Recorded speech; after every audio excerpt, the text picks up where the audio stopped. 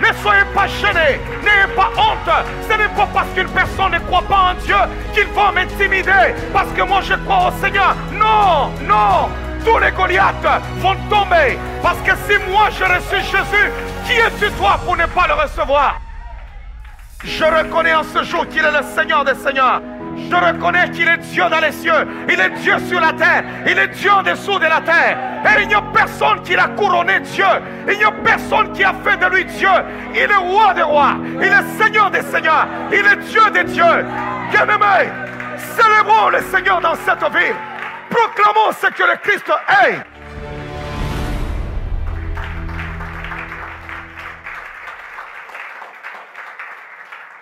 Alors comprenez une chose. Dans la Bible, il y a plusieurs recommandations. Si vous lisez certains épîtres, vous allez voir les recommandations de Paul. Il y a des moments avant de terminer son épître, il commence à faire des recommandations. Priez sans cesse. Soyez toujours joyeux. Et ainsi de suite. N'éteignez pas l'esprit. Aspirez au don. Alors, il y a saluez-vous par un saint baiser. Il y a toujours des recommandations. À chaque fois que le Seigneur, et plutôt dans la Bible, lorsque nous lisons même les épîtres, il y a des recommandations. Mais il y a une recommandation qui revient à chaque fois dans la parole du Seigneur. Et quand vous regardez, la recommandation qui domine toutes les recommandations, ce n'est même pas oh, aime ton prochain. Bon, fais ceci. Non, c'est n'ayez pas peur. Dans le Nouveau, comme dans l'Ancien Testament. Et n'ayez pas peur ou ne crains pas, revient au moins 365 fois dans la Bible. Et une année a 365 jours. Donc chaque jour de ta vie, lorsque tu t'élèves, avant d'affronter les défis de la vie, Dieu te dit déjà au matin, n'aie pas peur. Oh, quelqu'un m'entend? Déjà, Dieu te parle dès le matin. N'aie pas peur, parce qu'il y a des défis quotidiens. Il y a des choses, lorsqu'on le regarde, on dit, est-ce que je serai capable? Est-ce que je parviendrai? Est-ce que je réussirai? Est-ce que je guérirai? Qu'est-ce que mon médecin me dira? Est-ce que mon entreprise avancera? Est-ce que j'aurai ceci, j'aurai cela? Est-ce que j'aurai mon financement? Est-ce qu'il y aura ceci, il y aura cela? Mais la parole de Dieu te dit, n'aie pas peur. Lundi, lorsque tu te lèves, le Seigneur te dit, n'aie pas peur. Mardi, il te dit, n'aie pas peur. Mercredi, il te dit, n'aie pas peur. Jeudi, n'aie pas peur. Vendredi, n'aie pas peur. Samedi, n'aie pas peur. Dimanche, n'aie pas peur. En d'autres termes, dans toutes circonstances, du lundi au vendredi, fais-moi confiance. Oh, quelqu'un m'entend? Donc, de janvier jusqu'à décembre, il te dit, n'aie pas peur. Oh, je pense que c'est profond. Alléluia. C'est profond. N'aie pas peur. Quelqu'un peut dire à son voisin, n'aie pas peur. Wow. Chacun vit ses craintes. Chacun a ses propres problèmes. Tous, vous n'avez pas les mêmes problèmes, tels que vous êtes là ce matin.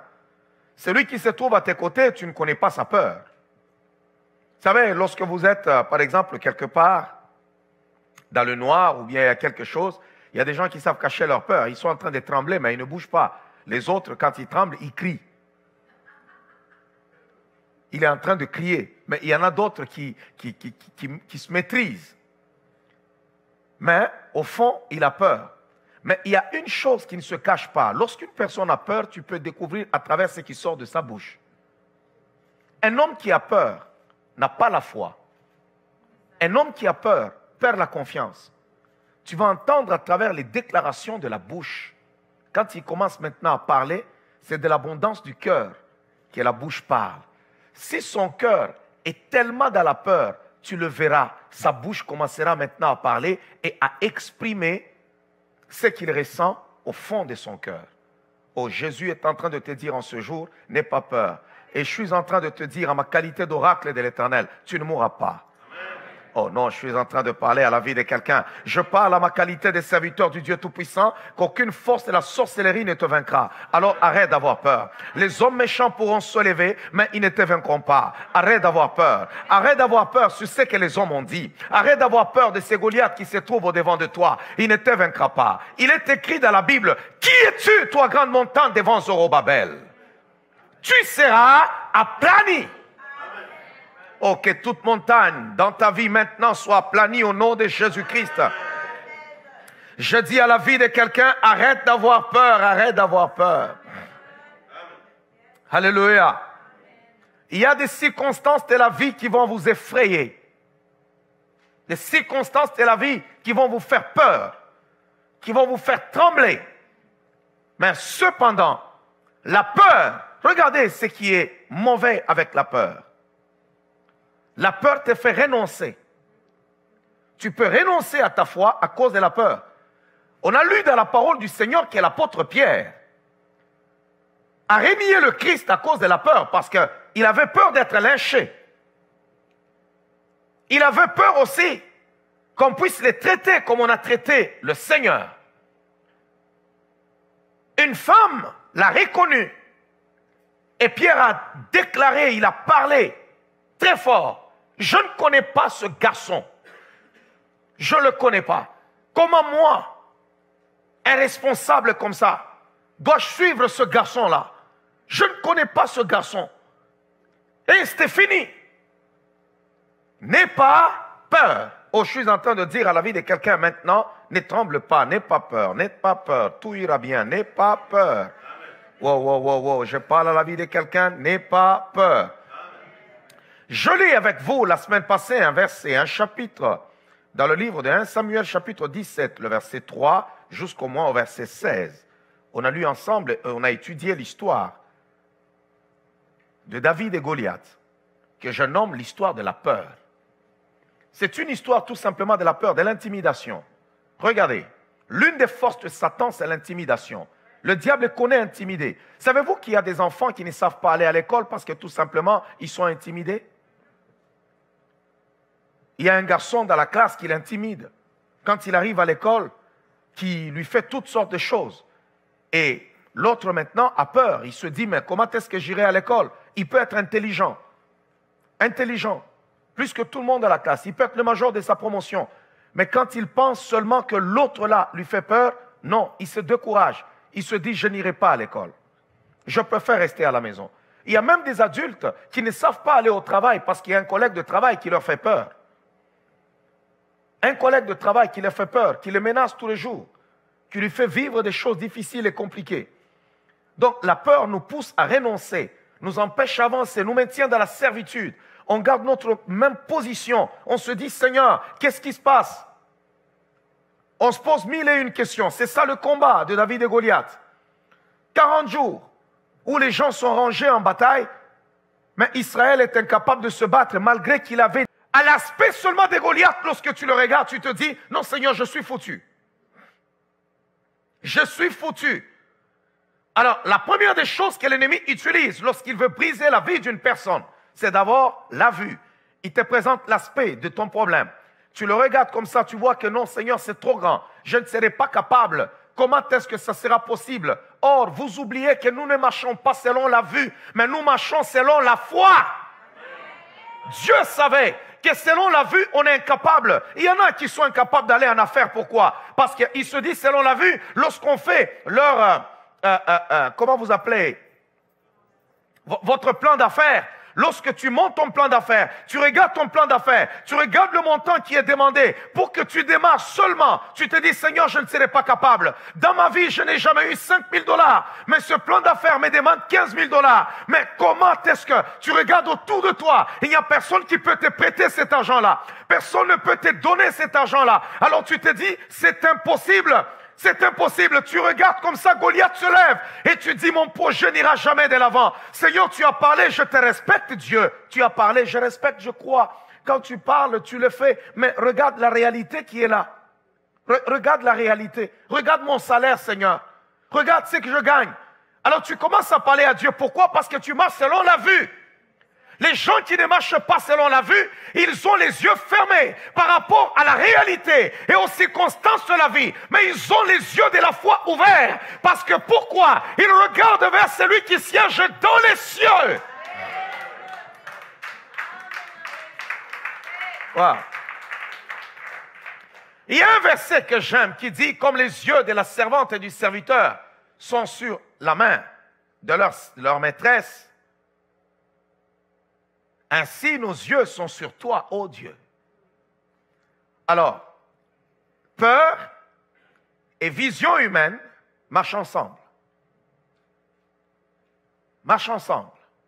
Lorsque tu regardes, tu te dis, je ne pourrai pas m'en sortir. Ça va être difficile.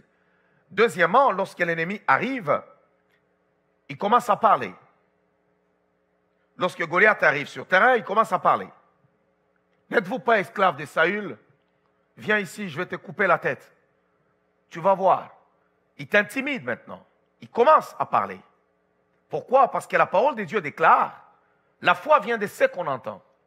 Ça veut dire que ce que tu entends peut te donner la force, ou ce que tu entends peut te détruire. N'avez-vous jamais vu des gens, vous leur posez la question, vas-tu te marier? Il te dit même, non, je déteste le mariage, je n'aime pas le mariage. Mais si vous lui posez la question, est-ce que t'es-tu déjà marié? Non. Pourquoi il déteste le mariage? Parce que tout simplement, quelqu'un lui avait dit que le mariage est quelque chose de mauvais. C'est entrer en lui. Ton expérience n'est pas mon expérience. Laissez-moi vous dire une chose. Ne bâtissez pas votre vie sur les expériences des autres. Si l'autre a échoué, toi tu n'échoueras pas. Waouh. Vous pouvez trouver quelqu'un qui vous dit avoir des enfants, c'est mauvais, c'est la pire expérience. Non, je vous dis vrai. Vous pouvez trouver des gens qui vous disent avoir les enfants, c'est la pire expérience. C'est très mauvais. Mais vous trouvez quelqu'un d'autre qui dit j'en ai déjà, je ne sais pas, 8, je suis en train de chercher un 9e parce que c'est vraiment magnifique. Tout dépend de l'expérience de chacun.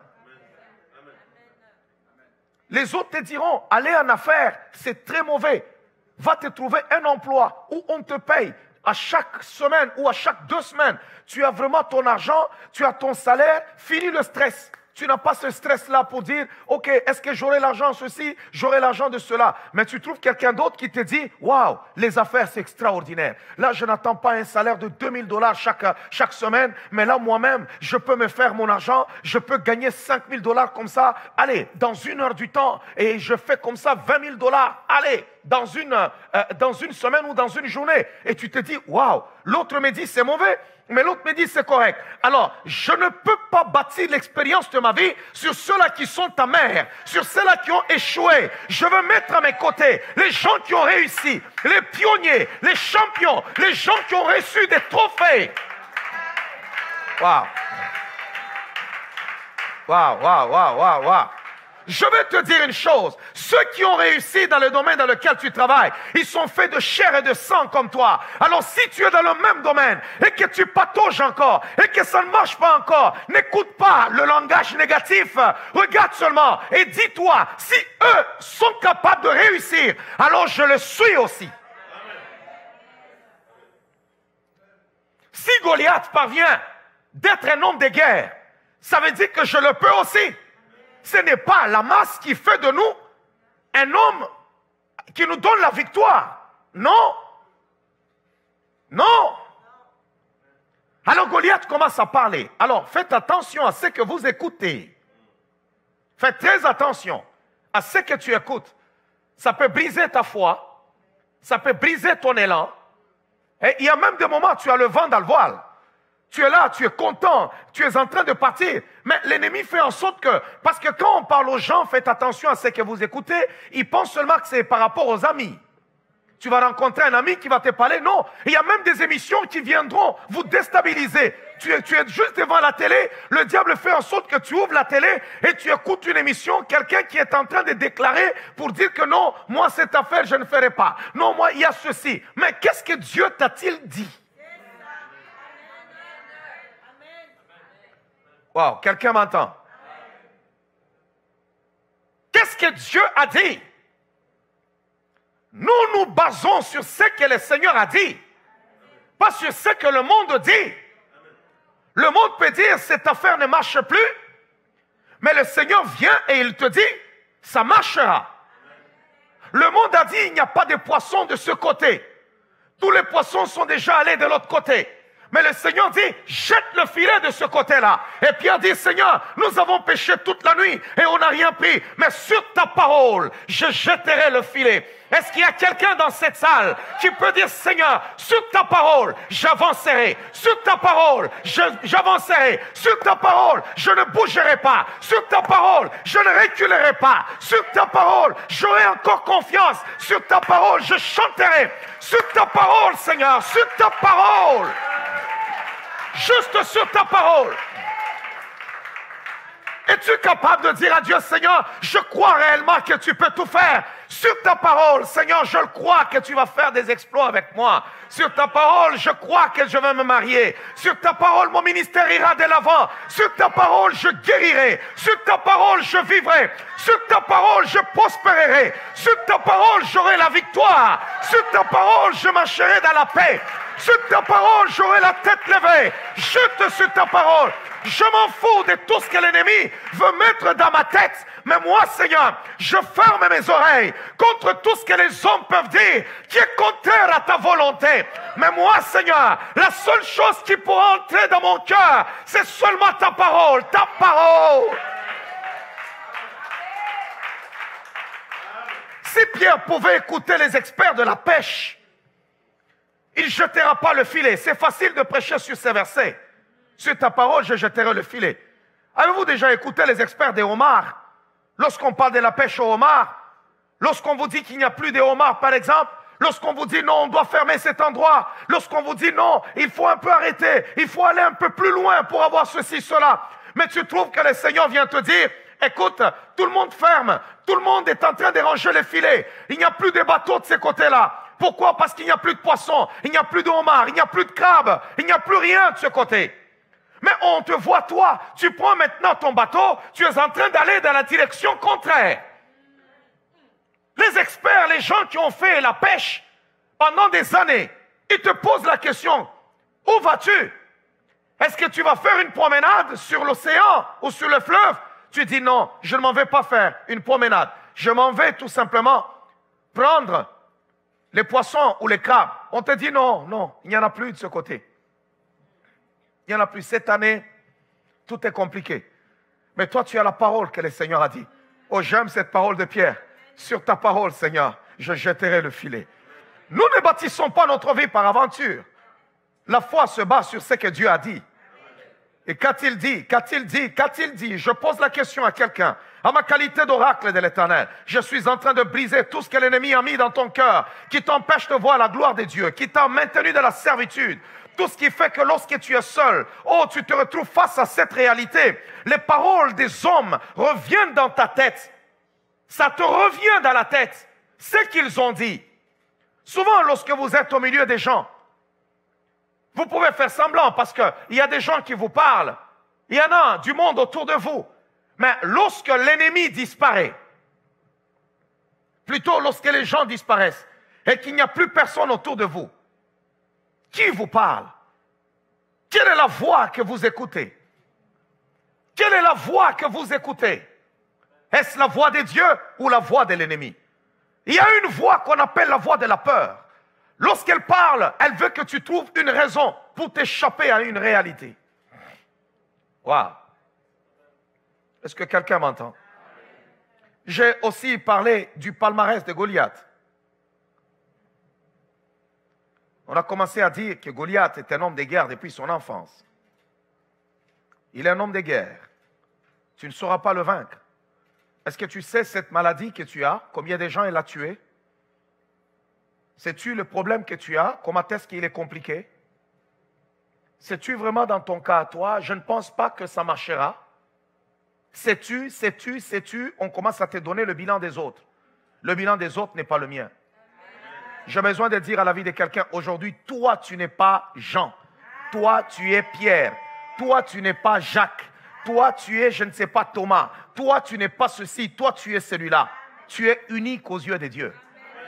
Waouh, waouh, waouh, waouh, waouh. Quelqu'un m'entend, quelqu'un m'entend.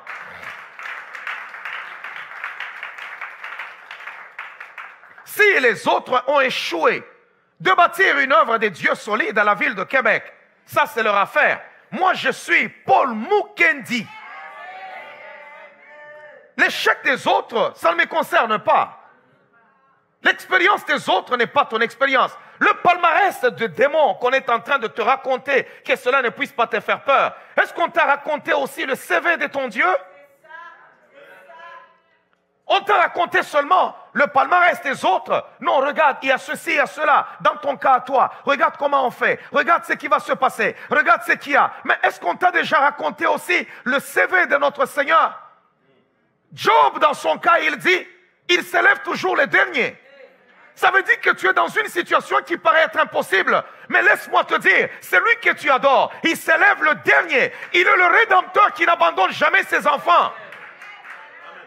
Est-ce que quelqu'un t'a-t-il raconté au moins l'homme sur qui tu places ta confiance? On t'a parlé seulement de la peur. Oh, celui qui produit la peur, c'est un ennemi vaincu. Il a déjà la tête écrasée. Il y a juste le corps qui est en train de bouger. Mais laisse-moi te parler de celui qui est la résurrection et la vie. Lorsqu'on l'a appelé disant que Lazare était malade, il n'est même pas allé. Logiquement parlant, tu dis, ok, il m'a abandonné. On a pleuré Lazare. On l'a allongé. On a commencé à le préparer pour l'enterrer. Il n'était jamais là. Là, les gens pouvaient se dire, il viendra parce que souvent, il a ressuscité tel, il a fait ceci, il a fait cela. On n'avait pas encore enterré. Il viendra parce qu'il nous aime. Mais il n'est pas venu. On a même enterré Lazare. On l'a placé dans le tombeau. Et 4 jours après, c'est là que cet homme-là apparaît. Il vient. Le dernier, le Rédempteur qui s'élève le dernier. La Bible se complète toujours. Elle ne peut pas se contredire. Job, il y a des années où Job a dit, je sais que mon Rédempteur s'élèvera le dernier et moi je le verrai. Tous les Juifs, même de Jérusalem, étaient au deuil. Je ne sais pas si c'était le dernier jour du deuil. Pour dire, ok, aujourd'hui, nous allons disperser tout le monde. C'est terminé avec cette histoire de Lazare. On a déjà fait une inscription, je ne sais pas. On a écrit Lazare né en 1900 tel ou bien en telle année et il est mort tel jour. C'est terminé pour les hommes. Même tous ceux-là qui pouvaient t'aimer, ils peuvent te placer en cet endroit-là parce que tu sens déjà, on ne peut plus te garder. Maintenant, lui dit, ok, où est-ce que vous l'avez placé? Les hommes disent, mais écoutez, pendant qu'il fallait venir, tu n'étais pas là. Et c'est maintenant que tu arrives. Où l'avez-vous mis? Laisse-moi te dire. Présente-moi le CV du diable et moi je te dirai ce qui s'est passé à Golgotha. Dis-moi qui est Satan et je te dirai ce jour-là, il y a 2000 ans, il a pleuré comme un enfant. Il ne comprenait pas ce qui se passait. Il les a dépouillés publiquement en spectacle et il a triomphé par la croix. De qui voulez-vous me parler? Vous voulez me parler de la sorcellerie? Mais la Bible me dit ce jour-là, il les a dépouillés et le petit sorcier était là, tremblé. Voulez-vous me parler de l'occultisme? Voulez-vous me parler des francs-maçons? Voulez-vous me parler de quel lobby? La Bible dit, prenez courage, j'ai vaincu le monde.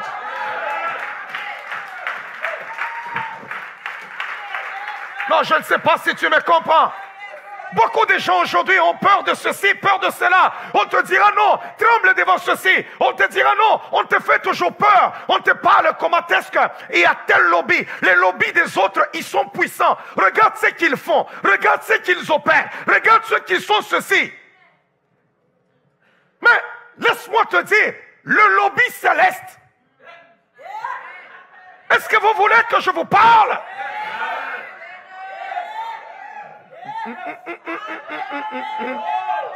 Bravez la peur, prêchez l'évangile. Bravez la peur. Affrontez les forces et les puissances des ténèbres. Bravez la peur parce que Jésus-Christ est vivant. Waouh, waouh, waouh, waouh, waouh. Aujourd'hui, le CV du diable, il est tellement rempli. On a écrit des choses. Oh, on nous raconte seulement qu'on a coupé la tête de Jean-Baptiste. On nous dit seulement, on a tué Jacques. On nous dit seulement, il y a ceci, cela. Vous savez pourquoi Jean-Baptiste, on a même coupé sa tête? Lorsqu'on a tué Jean, Jésus-Christ était là sur terre. Pourquoi? Parce que Jean avait déjà fini sa mission. Sa mission était de préparer le chemin à celui qui devait venir. Et le Seigneur dit, si on veut le prendre, qu'on le prenne. On va se retrouver dans la gloire. Mais du moins, si la mission n'est pas encore finie, il dit, tu es pierre sur cette pierre, je bâtirai mon église. Même si on plaçait autour de toi 16 escouades de 4 chacun, laisse-moi te dire, il y a un ange qui descendra du ciel pour venir ouvrir la porte. Waouh, waouh, waouh, waouh, waouh, waouh, waouh, waouh. Vous sous-estimez la puissance de Dieu. Vous sous-estimez. Le roi Nebuchadnezzar a parlé. Il a dit ceci à Shadrach, Meshach, Abednego. Ne savez-vous pas que j'ai le pouvoir de vous détruire? Ces jeunes gens lui ont dit, non, roi, tu n'as aucun pouvoir. Notre Dieu, notre Dieu, notre Dieu, notre Dieu. Aujourd'hui, il y a des gens qui font tellement peur aux autres. Aujourd'hui, ils font peur à l'église, ils font peur aux chrétiens, ils font peur aux hommes de Dieu, ils font peur aux prédicateurs.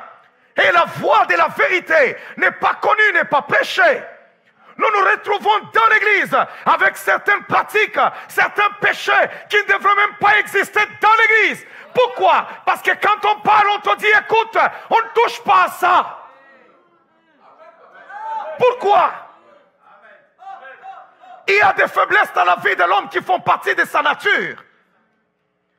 Il y a des faiblesses dans la vie de l'homme qui font partie de la nature humaine. Ces faiblesses-là n'ouvrent pas les portes de l'enfer.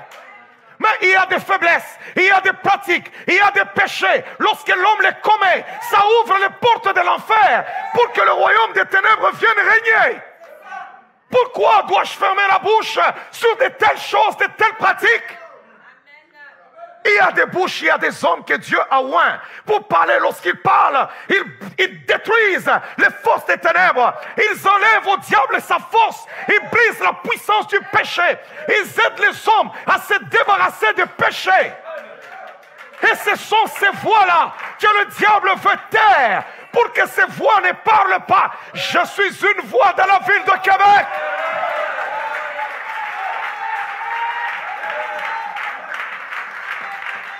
Je suis une voix. Écoutez ce qui est écrit à propos de Jean-Baptiste. Il est écrit que Jean, c'est la voix qui crie dans le désert. C'était juste une voix. Et cette voix-là a fait peur à Hérode. Waouh, waouh, waouh, waouh. Je ne sais pas si quelqu'un me comprend. On va lire dans la parole du Seigneur dans le livre de Matthieu. Matthieu chapitre 14. Tout ça c'est quoi? C'est la peur. La peur. On dit d'abord à ton voisin, n'aie pas peur. Non, dis à ton voisin, n'aie pas peur. Dieu est de ton côté, n'aie pas peur. As-tu déjà été à la place de Shadrach, Meshach, Abednego pendant qu'on est en train de jeter les gens dans la fournaise ardente? Les gens qui les accompagnent même pour les jeter, eux ils sont brûlés et ils meurent. Je t'assure que tu vas commencer à crier au roi. Roi, je renonce, je vais t'adorer. Roi, je vais t'adorer. On les a jetés dedans. Vous savez que Dieu peut permettre que tu entres dans certaines difficultés, que tu entres dans certaines ceci ou cela pour faire éclater sa puissance. Ne sous-estimez pas la puissance de Dieu. Soit vous êtes enfant de Dieu, soit vous ne l'êtes pas. Comment pouvez-vous croire que Jésus-Christ vous ressuscitera au dernier jour, lorsque vous serez mort, si vous n'êtes pas capable de croire seulement qu'il peut vous délivrer de vos petits problèmes sur terre? Qu'est-ce qui est difficile? Te délivrer de tes petits problèmes ou te ressusciter? Si je ne peux pas croire qu'il peut me délivrer de mes problèmes, alors qu'est-ce que je suis en train de faire à l'église? Parce qu'à l'église, nous croyons à la résurrection, à son enlèvement.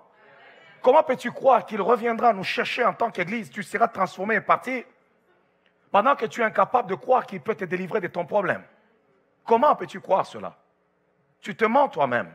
Arrête tout simplement d'avoir peur. Chaque génération a ses propres défis.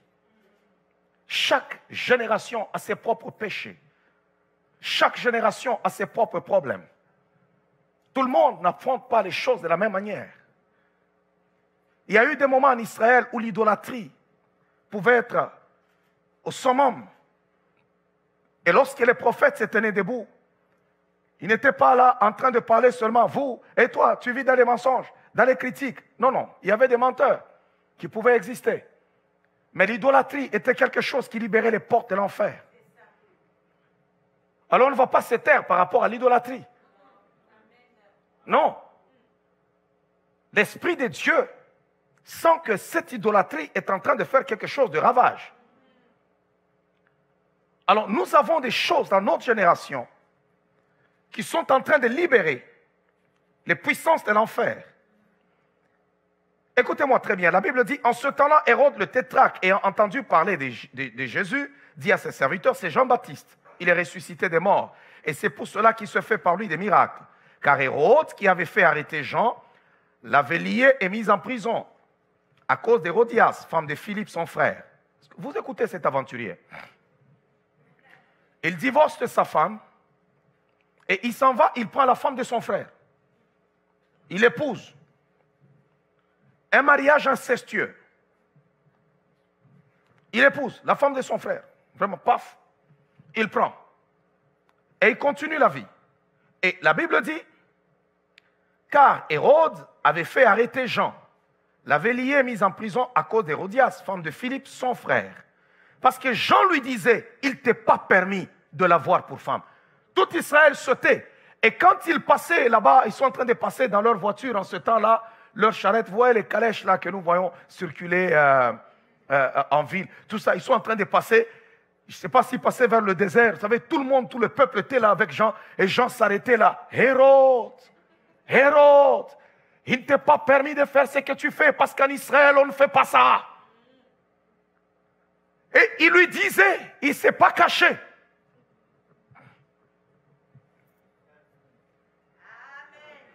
Waouh. Waouh. Quelqu'un peut d'abord acclamer le Seigneur.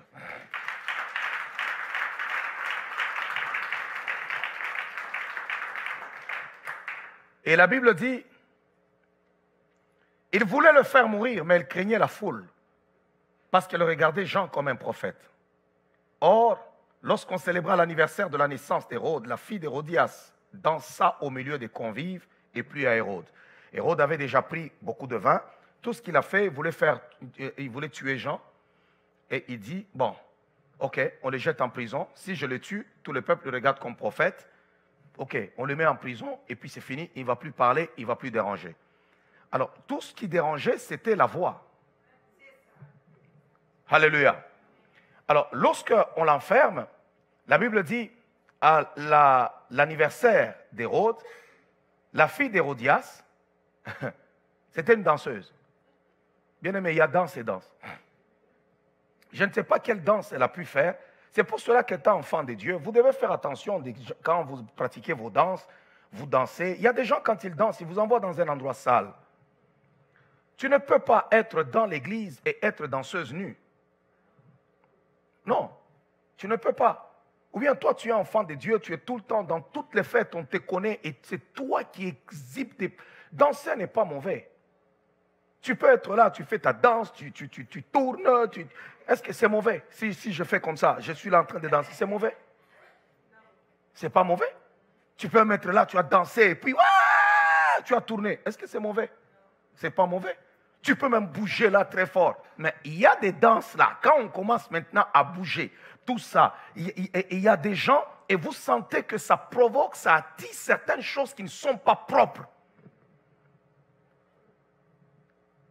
Le roi ivre d'abord de vin, il regarde la fille d'Hérodias et danse et dit, demande-moi ce que tu voudras, je te donnerai. Même la moitié du royaume. Quelle est cette danse qui peut faire en sorte qu'on donne à quelqu'un la moitié du royaume?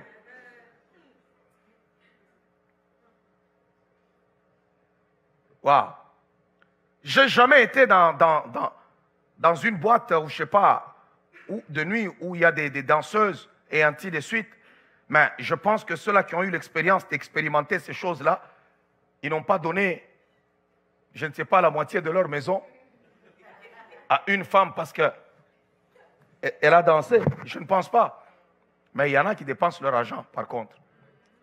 Mais cependant, quelqu'un qui s'assoit, qui dit, même la moitié du royaume demande. Alors elle courut. Le verset 7. De sorte qu'il promit avec sa main de lui donner ce qu'elle demanderait. À l'instigation de sa mère, elle dit, donne-moi ici. D'ailleurs, dans l'autre évangile, on dit très bien, elle alla dire à sa mère, écoute ce que ton mari me demande. Écoute ce que papa demande. Il dit, même la moitié du royaume, ce qu'il m'a dit plus tôt, il me donnera. Et c'est en ce moment-là qu'elle dit, à l'instigation de sa mère lui dit, écoute, on ne demande ni diamant, on ne demande ni or, on ne demande pas l'argent. Regardez comment est-ce qu'une voix peut déranger. Regardez, tu as l'occasion de demander l'héritage, de demander la fortune, mais la personne veut éteindre une voix. Il dit, ne demande pas toutes ces choses. Demande ici, sur un plat, la tête de Jean-Baptiste. Waouh! Verset 9. Le roi fut attristé, mais à cause de ses serments et des convives, il commanda qu'on la lui donne. Et il envoya décapiter Jean dans la prison. Sa tête fut apportée sur un plat et donnée à la jeune fille qui l'apporta à sa mère. Les disciples de Jean vinrent prendre son corps et l'ensevelir, et ils allèrent l'annoncer à Jésus. Jésus était là. Ils sont allés annoncer au Seigneur. Seigneur, on a décapité Jean. Regardez ce qui s'est passé. Et ainsi de suite. Moi, je dois vivre encore. Alléluia. Est-ce que quelqu'un m'entend? On va continuer encore avec la parole de Dieu parce qu'il y a beaucoup de gens qui sont en train de raconter les palmarès du diable. On te raconte ce que le diable est capable de faire, ce que le diable est capable de détruire, mais on ne sait pas te raconter ce que Dieu est capable de faire. Oui, tu peux me raconter de la fournaise ardente de Nebuchadnezzar, mais laisse-moi te dire qu'il y a un Dieu qui avait maîtrisé ce feu-là.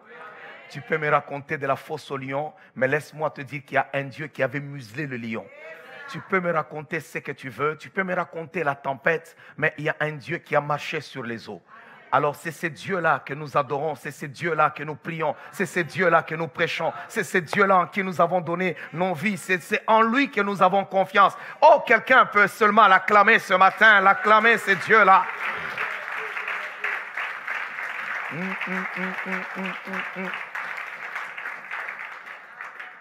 Il y a des choses qui font peur dans la vie de l'homme.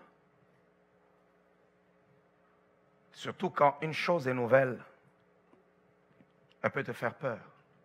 Parce que tu marches vers l'inconnu. Tout ce qui est nouveau à un moment donné fait peur. Tu ne sais pas si ça réussira. Alors tu trembles. Tu te dis, Seigneur, qu'est-ce qui arrivera? Et beaucoup de soucis de nos vies quotidiennes tournent autour de la peur. J'ai besoin de dire à quelqu'un ce matin, arrête d'avoir peur. Oh, dis d'abord à ton voisin, arrête d'avoir peur. Alléluia. Arrête d'avoir peur. Il y a des choses aujourd'hui, en tant que prédicateur, en tant qu'enfant de Dieu,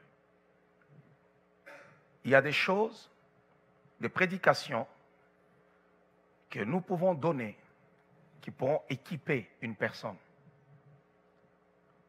La prospérité, elle est biblique. La délivrance est biblique.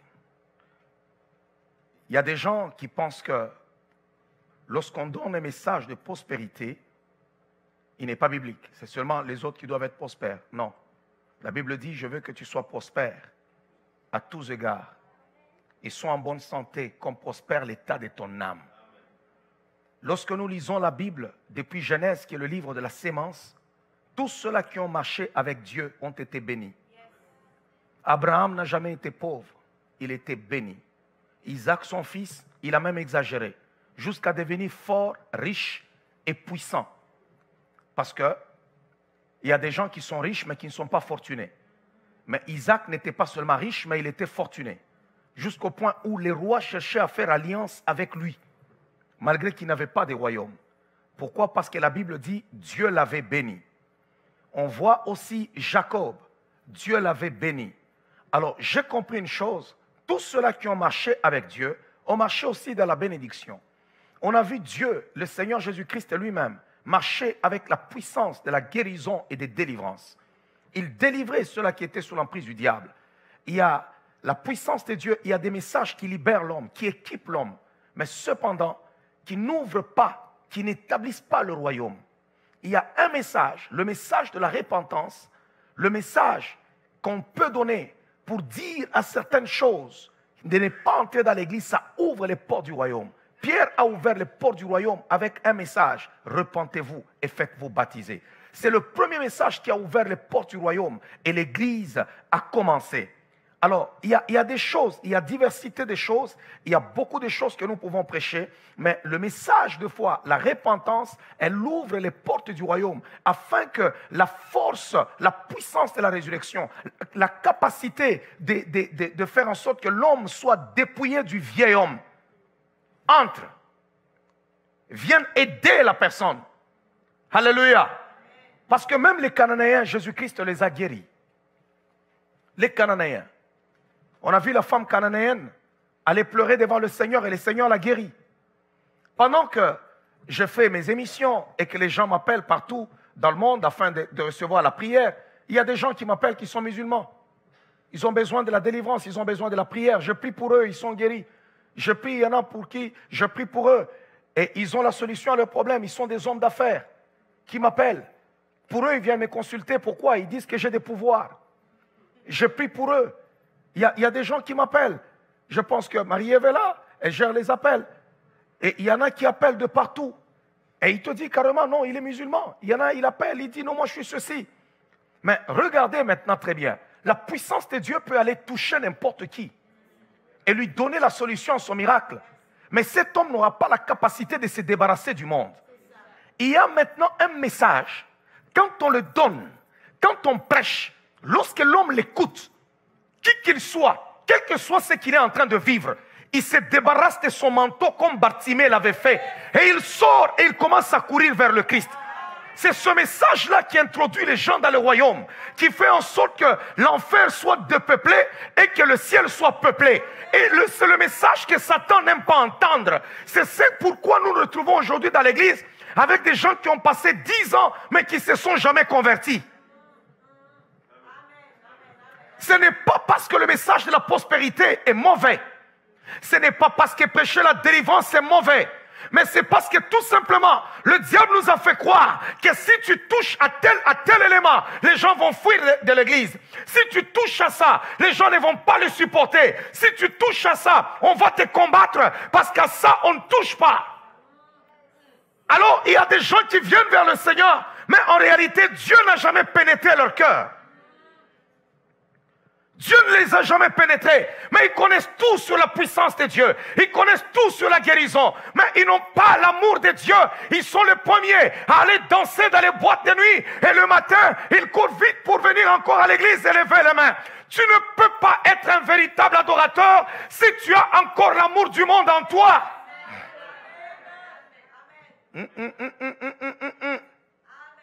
Est-ce que quelqu'un m'entend? Regardez aujourd'hui la peur. Je suis en train de parler sur le mystère de la peur. Vous savez que c'est à cause de la peur qu'il y a une certaine vie qui est entrée dans l'église. Il y a des gens qui viennent à l'église le matin, lorsqu'ils viennent, ils entrent dans la maison de Dieu. On dirait qu'ils sont en train d'aller, je ne sais pas, à une rencontre de prostituées. Habillés d'une certaine manière, tu ne peux pas les regarder 2 fois. Et en tant que prédicateur, toi, tu ne peux pas prêcher sur ça. Pourquoi? Parce qu'on te dira, sinon, il quittera l'église. Alors, la peur, cette personne-là, finance, il est parmi les grands partenaires. Non, je suis sérieux quand je vous prêche l'évangile. C'est parmi des partenaires. Ce sont eux qui soutiennent. Vous avez besoin de quoi? De 10 000 $? Tenez. Mais quand tu regardes, la main qui a donné ce 10 000 $, comment s'est habillée? C'est contraire à l'évangile. Mais le prédicateur ne peut pas parler, il ne peut pas prêcher. Pourquoi? Parce que la peur est là. La peur de perdre les membres. Pour dire ici, on veut nous prêcher la condamnation. Je veux aller là où on ne va pas me prêcher la condamnation. Nous sommes sous la grâce. Mais la Bible dit, la grâce de Dieu, source de salut pour tous les hommes, nous enseigne à renoncer à l'impiété. Waouh. C'est une honte ce matin. Lorsque tu adores le Seigneur, ça fait des années, mais tu as toujours le goût du monde. Tu as toujours la soif du monde. C'est une honte ce matin. C'est une honte. On ne croit pas en Jésus-Christ pour demeurer les mêmes personnes. Nous recevons le Seigneur Jésus-Christ pour être transformés. Je m'en fous ce matin.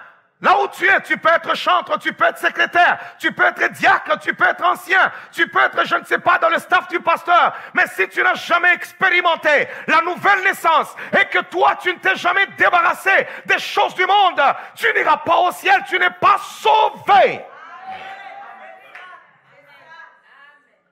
Je peux faire partie du registre de mon église. On connaît mon adresse, on connaît mon nom, mais je ne suis pas connu au ciel. Et dans le registre du ciel, on ne me connaît pas.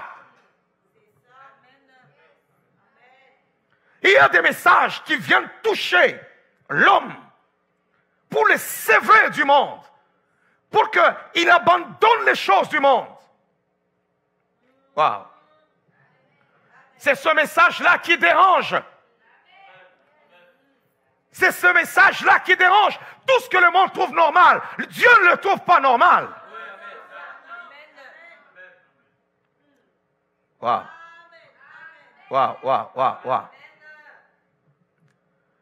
Ce que les autres disent, non, ok, ça c'est correct, c'est normal. Mais Dieu peut dire c'est une horreur. Que dois-je faire? Dois-je imposer à Dieu ma volonté ou dois-je prendre la volonté de Dieu? Dieu a habillé Adam et Ève dans le jardin d'Éden. Il les a habillés. Il y a dans l'homme une nature de la honte depuis Éden. Lorsqu'il a appris qu'il était nu, il s'est caché. Il s'est couvert. Et Dieu a approuvé cette honte. Dieu arrive, il le trouve, il dit, mais qui t'a appris? Il dit, non, j'ai eu peur. Bon, j'ai vu que j'étais nu et je me suis caché. Ok, le Seigneur dit, ouais, il a compris. Dieu va tuer un animal. Le premier à offrir sur cette terre, c'est Dieu, ce n'est pas Abel. Afin de s'approcher à l'homme, Dieu a tué un animal. Le sang a coulé et il a pris un vêtement en cuir. Regarde le tissu d'ailleurs que toi tu portes. C'est un tissu, quand on nettoie une fois, deux fois, ton habit est déjà chiffonné. Mais Adam a porté du cuir. C'était un roi. Dieu lui-même mit la paf en cuir. Pan. Sa femme, du cuir, on l'a donné. Ce n'est pas semblable à ce que tu portes là. Ce n'est pas semblable. Alléluia. Il y a des tissus là, quand tu le regardes même, tu te dis, Seigneur Jésus, c'est quoi ça?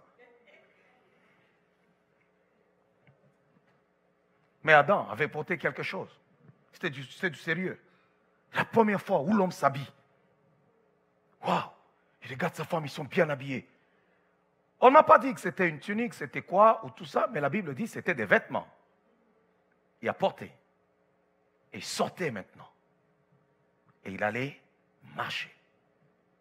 Si Dieu a habillé l'homme et ne l'a pas laissé nu, pourquoi toi tu veux rester nu? Dieu l'a habillé. Non, pourquoi? À cause des droits de ceci, à cause du droit de cela, et ainsi de suite, tout ça. Waouh. C'est compliqué. Dis d'abord à ton voisin, tu dois vaincre la peur. La recommandation la plus répétée dans la parole du Seigneur, c'est « n'ayez pas peur ». C'est la recommandation la plus répétée. Alors arrête d'avoir peur, ton Dieu est avec toi. Le CV de Dieu, il est tellement fort. Quand tu t'assois, tu es là à genoux en train de l'élever et l'adorer. Tu le regardes, tu dis non Seigneur, tu domines toutes choses, tu domines toutes choses, tu domines toutes choses, tu domines toutes choses. Même dans les bas-fonds de la terre, au nom de Jésus, tout genou fléchit. Même sur la terre, au nom de Jésus, tout genou fléchit. Waouh! Au ciel, tout genou fléchit. J'aime la parole du Seigneur qui dit, à qui voulez-vous me comparer pour en faire mon égal? Nous avons nos petites craintes.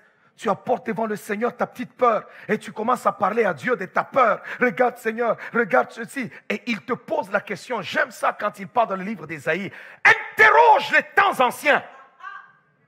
Interroge-le. En d'autres termes, va chercher mon CV, va le prendre et regarde qu'on te parle un peu de moi, qu'on te parle de moi. J'ai donné à une femme âgée de 90 ans un enfant.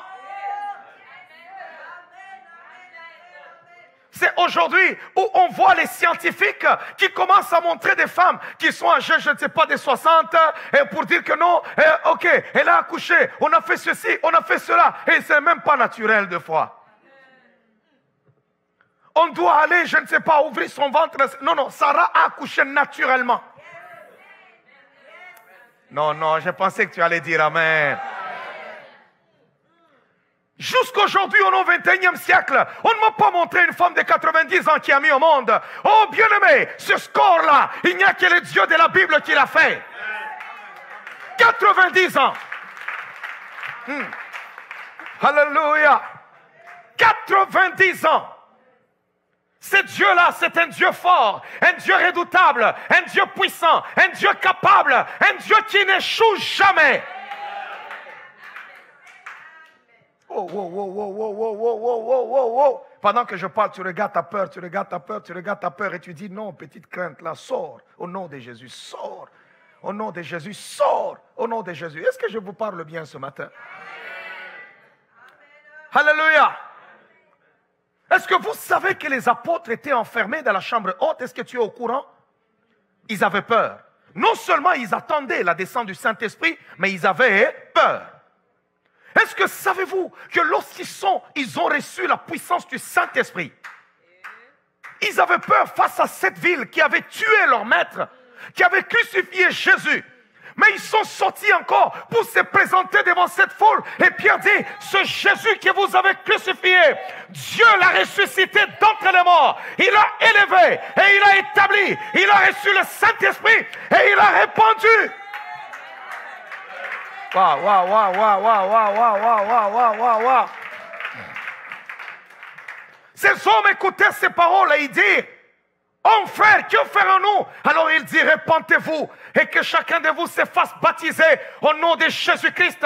Je n'aurai pas honte au milieu de cette génération, même si aujourd'hui on parle encore de l'homme qui doit aller dans l'espace, qui doit aller bien aimé sur la lune, il doit aller, je ne sais pas, habiter là-bas ou faire ceci. Cela n'annule pas le salut que Jésus-Christ est le sauveur de l'humanité. Wow. S'il y a des gens qui veulent nous traiter de fanatiques parce que nous parlons de Jésus, ils veulent nous traiter de ceci parce que nous parlons du nom de Jésus-Christ. Mais bien aimé, Jésus c'est la réalité. Il a conquis mon cœur. Il s'est assis dans mon cœur. Il a tout bousillé. Il m'a enlevé la soif du monde. Oh bien aimé. C'est là que Paul, de fois, quand il parlait de ces choses, ça le dépassait. Il dit, que dirons-nous donc à l'égard de ces choses? Alléluia! Alors, ne laissez pas les hommes établir, dicter votre conduite. Dicter la façon dont vous devez adorer Dieu.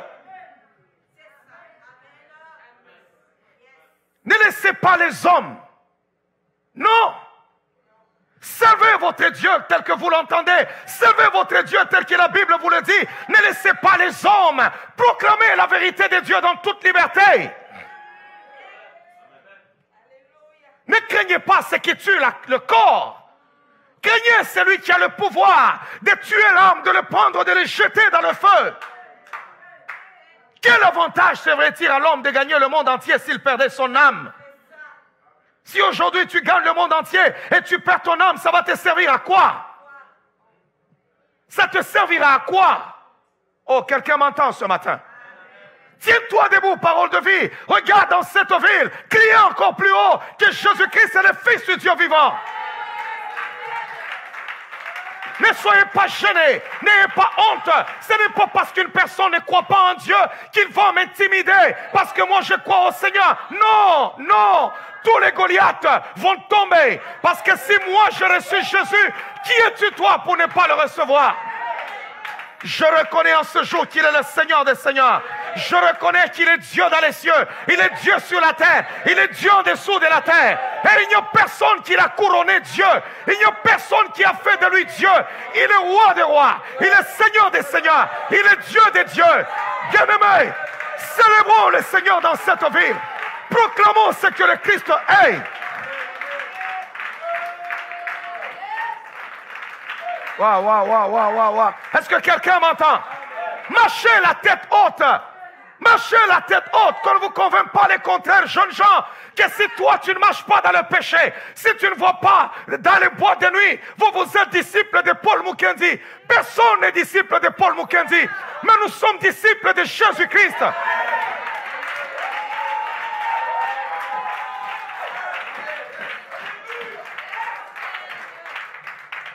Et toi, et moi, et Paul Mukendi, et Cyril, et Stéphane, et Serge, et je ne sais pas Gisèle, et Françoise, et ma propre femme, nous sommes tous enfants de Dieu. Tous nous sommes disciples du Seigneur.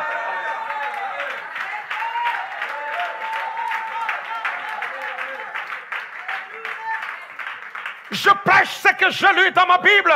Je prêche ce qui est écrit. Cette Bible, ce n'est pas moi qui l'ai inventée. Ce n'est pas moi qui l'ai inventé.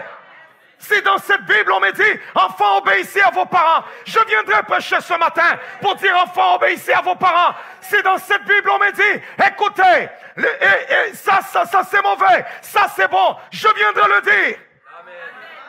Je ne mâcherai pas les mots. Tout tourne seront le mouvement de l'esprit.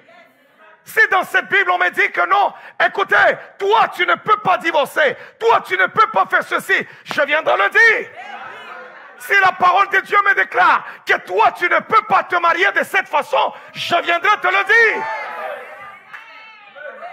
Marchez la tête haute, ne tremblez pas devant l'intimidation. Regardez Christ sur la croix et dites-lui Seigneur, merci pour ta victoire. Merci pour ta victoire. Merci pour ta victoire. Merci pour ta victoire. Merci pour ta victoire.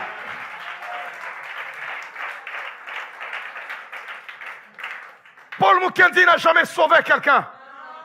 Je suis juste un serviteur de Dieu fidèle. Je proclame l'évangile comme ça doit se proclamer. Mais je n'ai jamais sauvé quelqu'un. Je ne suis mort pour personne. Un seul est mort pour l'humanité. Il n'y en aura personne après lui. Et avant lui, il n'y avait personne. Mais Moïse n'est pas mort pour l'humanité.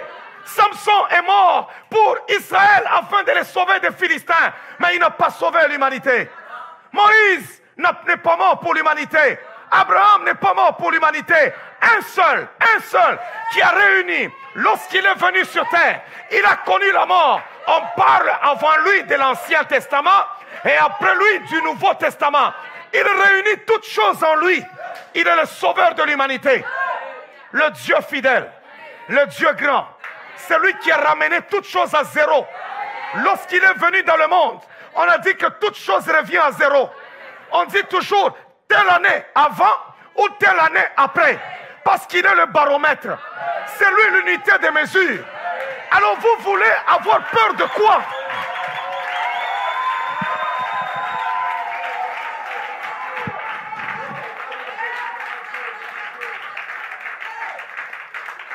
Beaucoup de gens veulent me parler de ceci, de cela. Il y a même des gens qui peuvent être là. Non, n'aie pas peur de ci. Non, il faut avoir peur de ça. Regardez ceci, regardez cela. Tu crains quoi? Un homme fait de chair et de sang?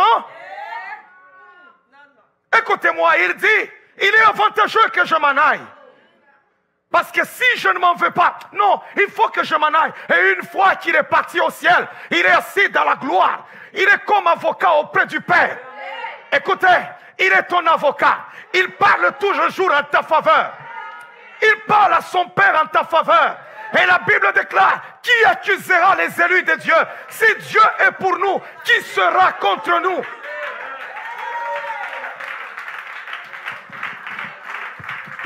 Voilà pourquoi, en ma qualité d'oracle de l'Éternel, je parle à toute circonstance, à toute maladie, à toute terreur, à toute frayeur, à toute crainte qui se trouve dans ta vie, de te lâcher au nom de Jésus. Que cela te lâche. Arrête d'avoir peur. Dis-le d'abord à ton voisin, arrête d'avoir peur. Arrête d'avoir peur. Non, non, non, dis-le même à 2 ou 3 personnes, arrête d'avoir peur, arrête d'avoir peur. Alléluia. Je rigole chaque matin lorsque je regarde. Et on est en train de me dire non, on parle à la radio, on dit ceci, on dit cela, et ainsi de suite. Tout ça, je dis, ils ne me feront pas peur à cause du lynchage médiatique. On peut chercher à me vendre comme ils veulent. Mais cependant, je sais qui je suis. Je sais dans quelle année je suis venu au monde. Je sais comment je m'appelle. Et je sais qui je suis. On m'a dit la semaine passée, on a appelé un psychiatre, je ne sais pas, une émission à la radio pour juste parler de moi. Je vous dis la vérité, que les gens n'ont pas encore vu quelque chose. Parce que bientôt là, on va entendre le pas de Christ dans toutes les ruelles. C'est pour bientôt.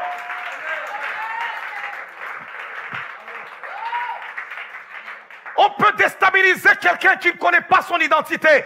Pas une personne assise dans la gloire de Dieu. Pas une personne assise dans le lieu céleste avec le Christ. Il connaît qui il est.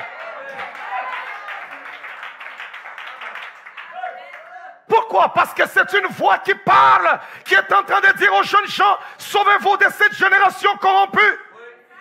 Oui, sauvez-vous. Parce que, bien-aimés, personne, depuis que le monde est monde, il y a des héros qui sont morts et qui sont passés. Ils sont venus, ils sont morts, ils sont passés. Mais le seul qui sauve, c'est Jésus-Christ.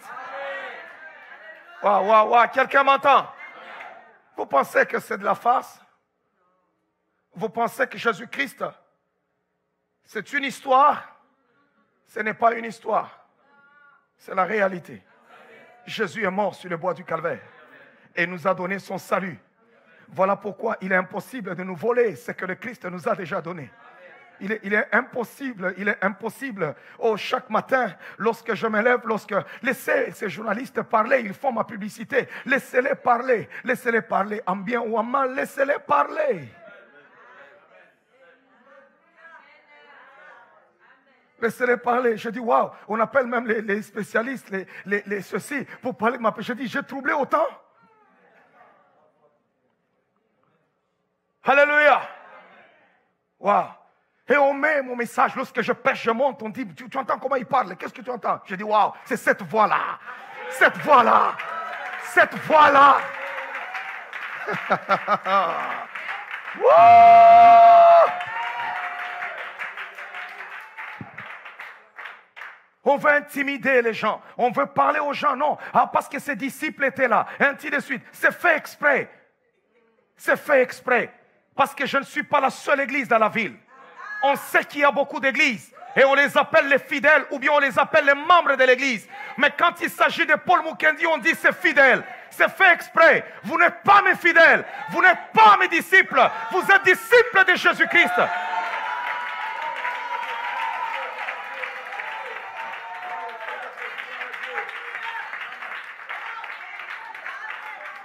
On se pose la question, pourquoi ces gens sont toujours derrière lui? Malgré tout ce qu'on écrit, malgré tout ce qu'on dit, pourquoi ils le suivent toujours? Mais parce que vous connaissez qui je suis.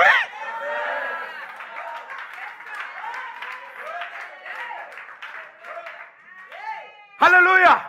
Il y a des gens dans le monde qui ont vécu des choses, des moments difficiles, mais on a vu leurs amis, les gens qui les connaissaient, être toujours aux côtés d'eux. Mais pourquoi moi ça doit énerver?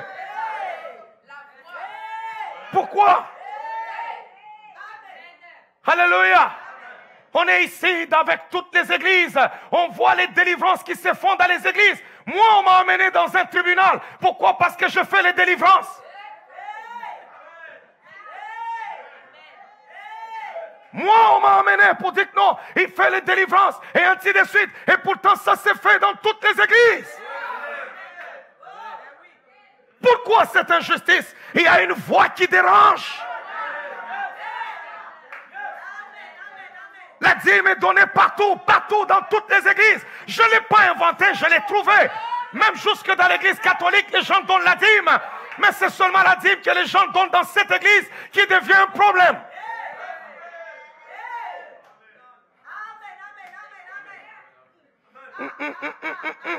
Il y a une voix qu'on veut éteindre. Jean dit, je suis la voix de celui qui crie dans le désert. Je ne suis pas le Christ, mais je suis la voix de celui qui crie dans le désert. Waouh. Est-ce que quelqu'un m'entend? Quelqu'un m'entend? Lorsque Goliath est sorti, la première des choses, lorsqu'il a commencé à parler pour intimider Israël, vous savez ce que Goliath dit? Ne suis-je pas le Philistin? Et vous, n'êtes-vous pas Israélites et esclaves de Saül? Toi, tu es Philistin, tu es un homme libre. Comme nous, nous sommes Israélites, nous sommes esclaves de Saül. Sur base de quoi? J'ai fondé, j'ai posé les fondements de cette œuvre comme un apôtre de Jésus-Christ. J'ai affermi l'église. J'ai appris aux gens d'aller à la montagne de Dieu. Vous n'appartenez à personne, mais vous appartenez à Jésus-Christ.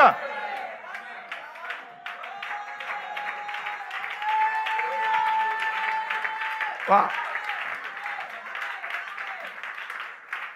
Oh, quelqu'un m'entend? Dis d'abord à ton voisin, j'appartiens à Jésus. Je n'appartiens à personne, j'appartiens à Jésus. Ah, cette histoire est sérieuse. Je vais même enlever d'abord la veste. Alléluia. Non, tu appartiens à Jésus-Christ, tu ne m'appartiens pas à moi. Je suis juste un pasteur. Je suis juste un serviteur de Dieu. Je prends juste soin des âmes que le Seigneur m'a données. Et peut-être que je le fais tellement bien. Alléluia. Ah oui. Quand je regarde, vous lisez dans les médias, vous parlez les gens qui viennent me parler, ils disent non, ils disent les disciples de Paul Mukendi. Non. Vous pensez qu'ils ne le savent pas? Ils le savent, c'est fait exprès. C'est pour essayer de froisser les esprits. Et les esprits faibles tombent dans ces pièges. Ils tombent dans ces pièges. Vous savez qui vous êtes. Vous savez à qui vous appartenez. Vous savez notre salut. Notre salut, c'est en Jésus-Christ. Le révérend Paul Mukendi n'est pas mort pour quelqu'un. Celui qui sauve, il n'y a qu'un seul. Jésus, le Fils du Dieu vivant. Oh, quelqu'un m'entend?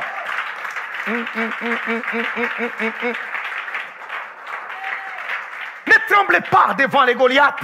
Ne tremblez pas. Ne tremblez pas parce qu'un journaliste a parlé. Tu commences à trembler. Changer ton message. Jamais. Il est fait de chair. Il est fait de sang. Ce n'est pas parce qu'il a l'opportunité d'avoir un micro, d'avoir une caméra qu'il pourra te détruire. Non. Ça fait 2 ans qu'ils sont après moi. Ils n'ont pas réussi à me détruire. Et ils ne réussiront pas pour la suite. 2 ans.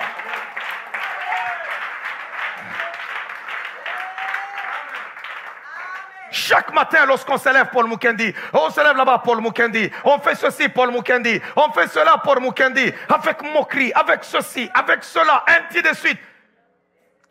Je n'irai ni à Montréal, je n'irai ni à Toronto, je n'irai ni à Paris, je ne rentrerai pas à Kinshasa, je suis dans la ville de Québec.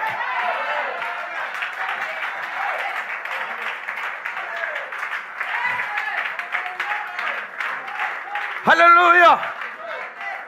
Pourquoi? Parce que Christ veut cette ville. Si toi tu t'es converti, pourquoi pas les autres? Alléluia. Wow. Dieu est bon. Dieu est fidèle. Il est au-dessus de toutes choses. Il est grand. Il ne change pas. Il brise la peur. Il domine la peur. Il nous donne sa victoire. Que toute crainte dans ta vie soit brisée au nom de Jésus. Que toute peur soit anéantie au nom de Jésus. Que toute peur soit anéantie au nom de Jésus. Que toute peur soit anéantie au nom de Jésus. On va commencer à prier. Tu vas commencer à briser l'esprit de la peur. Commence à briser tout esprit de peur. Commence à briser tout esprit de peur, toute forme de la peur. Commence à briser maintenant au nom de Jésus.